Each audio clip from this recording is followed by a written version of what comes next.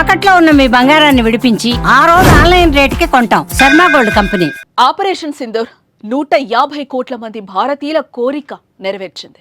Operation Sindoor 27 మంది అమాయకుల ఆత్మకు శాంతి చేకూర్చింది. ఆపరేషన్ సింధూర్ పాక్ భారత్ దెబ్బను మరోసారి రుచి చూపెట్టింది. పహల్గాం దాడికి ప్రతీకారంగా ఉగ్ర స్థావరాలను నేలమట్టం చేసింది. పాక్ భూభాగంలోకి భారత్ దళాలు దూసుకెళ్లి 100 మందికి పైగా ఉగ్రముక్కలను లేపేస్తుంది. ఒక్క మాటలో చెప్పాలంటే మంగళవారం రాత్రి పాకిస్తాన్కి కాళరాత్రి. ఏంటి ఈ ఆపరేషన్ సింధూర్? పాకిస్తాన్పై ప్రతీకార దాడికి ఆ పేరు ఎందుకు పెట్టారు?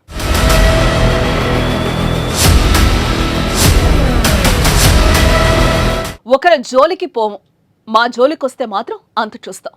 ఎంత దూరమైనా వెళ్తాం. శాంతి మా నినాదం. ఆ శాంతికి భంగం కలిగిస్తే మాత్రం అశాంతే. పహల్గాంలో 27 మంది మా అమాయక ప్రజల్ని చంపేస్తే ఊరుకుంటామని అనుకున్నారేమో. నెవర్. దానికి జవాబ్ ఆపరేషన్ సింధూర్. అసలు ఆపరేషన్ సింధూర్ అంటే ఏంటో తెలుసా? ఆ అర్థం తెలుసుకో ఓ భారతీయుడా, నీ ఛాతీ పొంగిపోతుంది.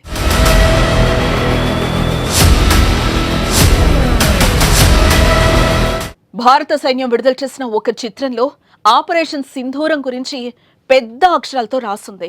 సింధూరంలోని ఒక సింధూరం గిన్నె లాంటిది. దానిలో కొంత భాగం చిందరవందరగా పడింది. ఇది 25 మంది మహిళల జీవిత భాగస్వాములను లాక్కున్న క్రూరత్వాన్ని సూచిస్తోంది. సింధూరం భారతీయ సాంస్కృతికలో వివాహతత్వానికి మాత్రమే కాదు, ధర్మ యుద్ధానికి కూడా చిహ్నం.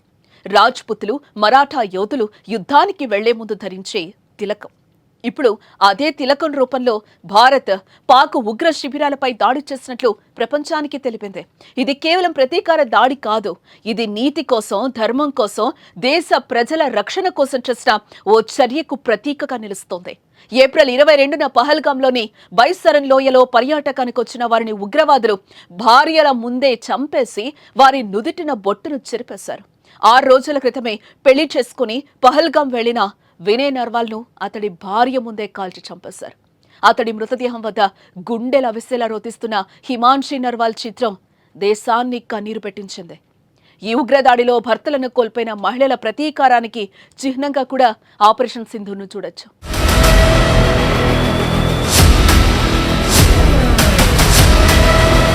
సింధూరం అనేది దర్గా, శక్తి దేవతలతో సంబంధం కలిగి ఉందని నమ్ముతారు. అలాగే సింధూరం ధరించిన వారికి దుర్గాదేవి రక్షణగా నిలుస్తుందని విశ్వసిస్తారు. పురాణాల ప్రకారం సింధూరాన్ని మొదటగా శివుడు ఉపయోగించాడు. వివాహ సమయంలో పరమశివుడు పార్వతీదేవి నుదుటిన సింధూరం పెట్టాడు. అప్పట్నుంచి ఈ సంప్రదాయం ప్రతి హిందూ వివాహంలో భాగంగా మారింది. ఈ ఆచారం భర్తల పట్ల భార్యలకు ఉన్న గౌరవం, విధేయతను తెలియచేస్తోంది. ఈ సింధూరం భార్యలు, భర్తలను కాపాడే పవిత్ర సంకేతం మాత్రమే కాదు, ఓ యోధుని తలపై ధరించే గర్వతిలకం కూడా. ఆపరేషన్ సింధూర్ పేరుతో అగ్నితో, ఆగ్రహంతో ధర్మ యుద్ధాన్ని ప్రకటించింది. భారత ప్రజల హృదయాలను తాకేలా ప్రపంచానికి స్పష్టమైన సంకేతంగా నిలిచింది.